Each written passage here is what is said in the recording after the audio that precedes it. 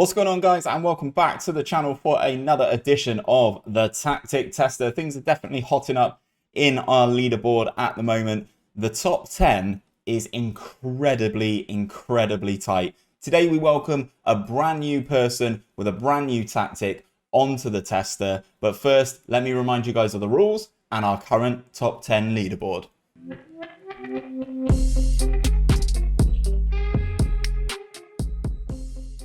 So guys, reminder of the rules. All tactics must have a proven record of success and achievement. All tactics will use the same team and fixtures for the test. That will be Arsenal. No transfers will be allowed to be made in either transfer window by the team. Tactics will be loaded in and the whole season will be simulated in one go.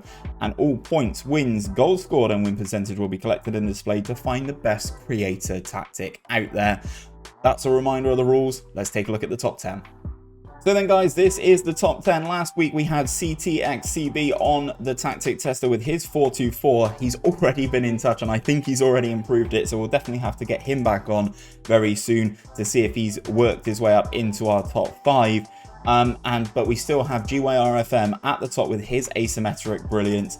99 points, won the Premier League, 85% win ratio, guys. That is the standard to beat. Can today's creator crack it into our top 10 or even knock 𝘼𝙗𝙤𝙪 off the top spot? So then, guys, we are back at Arsenal with another tactic that has been submitted from the Discord. Today we have Addons BG123 who has submitted this strikerless tactic, which I'm really looking forward to seeing how it gets on with Arsenal. Predominantly for Arsenal, the strikers are key. 𝘼𝙗𝙤𝙪 or Lacazette, very key and very prominent. So I'm looking forward to seeing how this does get on with Arsenal. As I said, he has submitted his tactic via the Discord. You can join the Discord as well. The link is in the description. It is right at the top. Come on in, join the community and let me see your tactics. I'd love to see as many of you guys join the Discord and put your tactics in the tactic tester submission section. Anyway, let's move forward. This is today's tactic. As I said, it is a strikerless effort, so I'm very keen to see how this does get on. In goal, we have a sweeper keeper. On defend, with the additional instruction of take fewer risks. I do like this on a goalkeeper. For you guys who are building this tactic yourself, you can go onto the edit button and then you just click the take fewer risks. All the additional instructions are the ones that come with the white cog or the red circle. Everything else that doesn't have that is already an instruction on this, on the players in particular. So then we've got inverted wingbacks as well. Oh my god, this shape has got everything.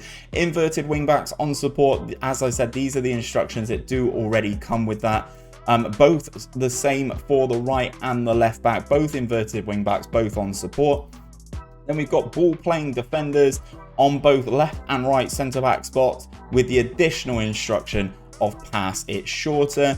A defensive midfielder who is a deep line playmaker on support as well. No additional instructions on him. Then we have wide midfielders. Oh my days, there are so many instructions on these dudes.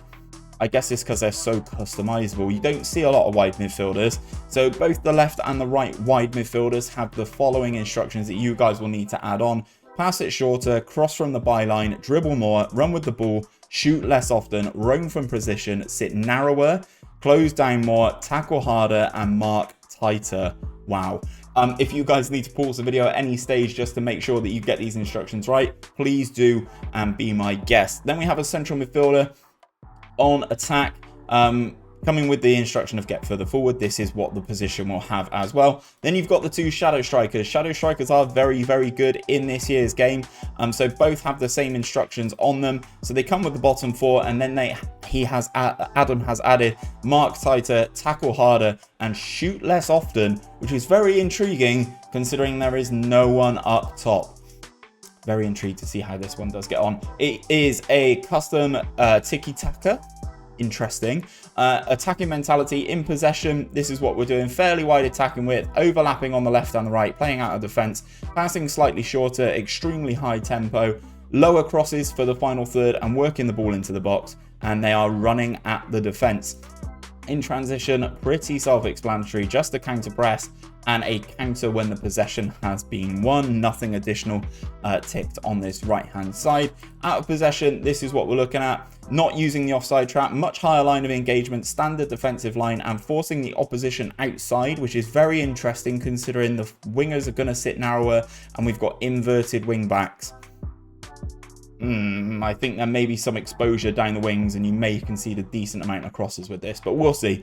Use tighter marking, extremely urgent pressing intensity, prevent the short goalkeeper distribution, and get stuck in. So that is the tactic run through. As we do, as is customary, we do a quick pick here just to see who occupies what spaces. And this is what we are going for. And as I said, this is kind of what I was worried about. Some of the key players for Arsenal not making the cut. So it is going to be very interesting to see how they get on. Leno in goal, Bellerin as the inverted wing-back on the right-hand side, holding Gabriel Tierney as the inverted wing-back on the left-hand side. Thomas Partey is the DLP, I think he's very good there. Reece Nelson and Saka on the wings, I think that's quite good. Young players who can grow and develop throughout the course of the season. Central midfielder is Dani Ceballos. And then the supports, shadow strikers, are Willian and Mesut Ozil. I will say, caveat, Mesut Ozil, this whole database was set up at the start of the game. So that's why Mesut Ozil is here. No Martin Odegaard today. However, the players who do miss out as things stand, Nicolas Pepe, Aubameyang, Nketiah, Lacazette, all missing out because of the lack of striker or winger option. It's going to be very intriguing to see who is the top goal scorer for this team. So what we're going to do, guys, we are going to advance the entire season and see how this tactic gets on at the end and see if it can win some silverware. So then, guys, we are now at the end of the season and Arsenal have finished in third in the Premier League. They just dipped out from second to third on the final day of the season, losing out to Manchester United. That is a fantastic goal difference in the Premier League, considering this tactic doesn't have any strikers in it. Willian, top goal scorer. Imagine if Willian had this sort of performance this season for Arsenal. 28 goals for the Brazilian. Reece Nelson with the highest average rating and the most assists with 19 as well. Fantastic return for him. I'd love to see how his star rating has improved throughout this season. Bearing in mind he was a 2-star player going into the start of it. Gabriel, highest pass completion. Most player of the match awards. Willian with 8. Most yellow cards. Hector Bellerin, 16 yellow cards. Ouch. But Maitland-Niles and our main man Granit Xhaka picking up 2 red cards. So unfortunately, no Premier League title, but 83 points is a very, very good points return. As I said, the goal difference is sensational as well. Let's get into the competition, see if they've won any silverware, and let's go from right to left as we always do. So runners up in the Community Shield, you can't see it because it's just behind my head. Annoyingly, they've got a friendly cup set up here, which is budging everything across. Carabao Cup knocked out in the 4th round by Sheffield United. That's not great. Bit of a disappointing one there. Knocked out in the semi-finals of the FA Cup by Liverpool. No shame in that. Who won the FA Cup? Liverpool beat Manchester United in the final. Carabao Cup, Man City beat Chelsea. And then in the Europa League, knocked out in the semi-finals by Bayern Leverkusen. Dani Ceballos with 8 goals in the Europa League. That is very impressive. And Bayern Leverkusen actually winning it, beating Ajax in the final. So they've been pretty productive. Knocked out by the winners of the FA Cup, knocked out by the winners of the Europa League. And then, as I said, finished in 3rd and a very comfortable 3rd in the Premier League as well. What is that? 4, 5, 6, 7 points above Manchester City and just 5 points off the top of the league as well. So I think this has been a very good return. I think this could be in with a shout of breaking into our top 10. Let's break the competitions down then, as we always do now. Oh, I hate when I do that, filter it by that instead. So filter competitions off. Let's start off with the Community Shield. Lost on penalties 1-1 to after a 1-1 draw with Liverpool. Willian getting his first goal of the season, but then losing on penalties. Unfortunate, but it is the Community Shield. Doesn't necessarily mean the most. Disappointing run in the Carabao Cup. Beat Shrewsbury in the 3rd round. That it was the first time that they would have played. And then lost 1-0 to Sheffield United at Bramall Lane. Ryan Brewster getting a 94th minute goal to deny Arsenal there. In terms of the FA Cup, knocked out in the semi-finals, how was their run? Beat Fulham, beat Blackburn, beat Manchester City in the 5th round as well, beat West Brom in the quarters, then lost in extra time thanks to a Divock Origi goal at Wembley. So the 2nd time Liverpool got things over on Arsenal at Wembley so far this season. El Neni looked like he'd rescued it in the 95th minute. However, Origi in the 115th minute was the deciding factor. Europa League time then. Interesting, solid group though, to be fair. Lech Poznan, Ghent, and AZ Alkmaar. Winning all games except from away to Ghent, which is very interesting. Nice, easier run in the first couple knockout rounds. I don't even know where this team are based. Swedish Premier Division. Okay, that's basically a gimme in the first knockout round, advancing 7-0 there. Sparta Prague. I've seen Jay Credo do a save with these boys, so that I know they're not any slouches. 3-0 in the away leg, in home leg, sorry, after a 0-0 away in Prague. Is it Prague? It is Prague, of course it is. Then this is where things get interesting. 4-0 against AC, gosh, words today, Steve. 4-0 against Atletico Madrid at home. That is an absolutely staggering result. Then they go away and lose 3-2. So 2 away goals, going through comfortably, 6-3 on aggregate against a very good Atletico Madrid side this year. Has been a very positive return. Then unfortunately, they lost in the semi-final stage. They lost 2-0 away to Bayern Leverkusen, and then won 3-1 at home, sending off galore. Maitland-Niles was sent off, Ezequiel Palacios was sent off for Leverkusen, but that goal in the 101st minute being the deciding factor, sending Bayern Leverkusen through on away goals. Oh, it looks like Ceballos has missed a penalty in that one as well. Oh, stinker. What could have been, Adam? What could have been? Okay, so let's get into the Premier League, the last competition that we need to take a look at. This is a sensational run to start the season, not dropping any points until they face Manchester City, not dropping any L's, sorry, not losing any games until they face Man City just before the new year on the 28th of December, losing to a Phil Foden goal. We all know how good Phil Foden can be, but look at this run, guys. It took them until November until they conceded a goal in the Premier League, which is just ridiculous. Absolutely smashing their way through. It looks like this is a very good defensive formation. 1-1 with Chelsea, okay, not too bad. Crystal Palace 0-0, Wolves 0-0. Sometimes it does struggle to get the goals, maybe, perhaps. Very good defensively, though, which is, I think, what is helping the goal difference. Absolutely paced in Manchester United as well. It was very interesting, 4-0. Willian's had an unreal season. Wolves losing 2-0 at Molineux. Losing to Sheffield United is unfortunate. Losing to West Ham, again, disappointing. Are these late goals? Nope. Jared Bowen doing the business.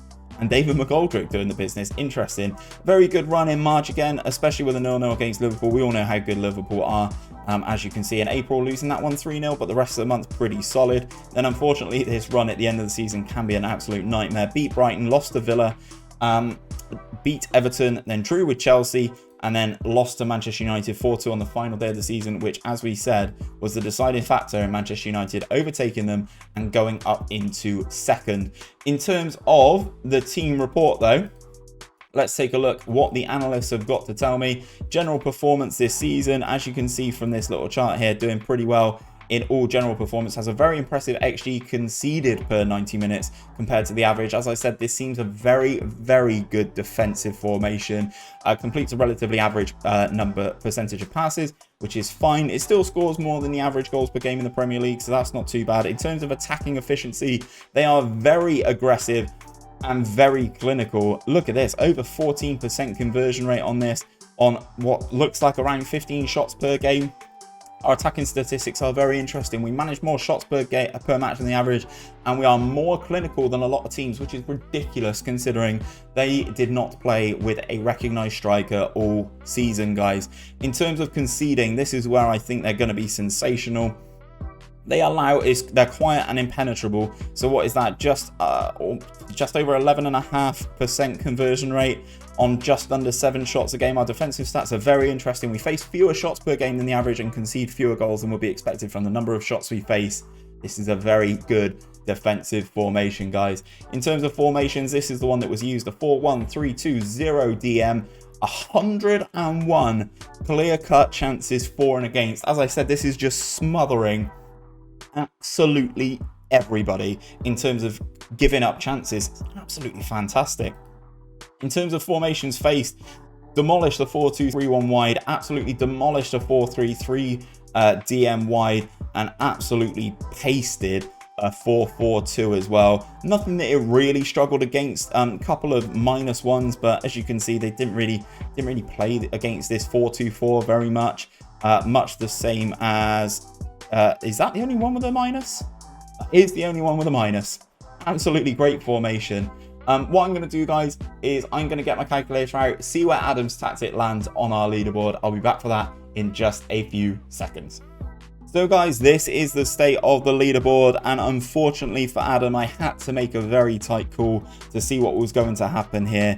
Adam also had a 68.33% win ratio, so he sat on the exact same as Demand More FM. However, DM, despite them both finishing third in the league, both with 83 points, Demand More FM scored more goals with his 139 versus Adam's 127. However, where Adam had him beat was in the goals conceded. Adam only conceded 42 goals all season, which was absolutely spectacular. However, the reason I've given DM the nod is on the goals per game and the goals scored. Adam's goals per game was 2.11, so he's just nudged out by Demand More FM, but a very, very good formation, especially considering no strikers were used in this tactic.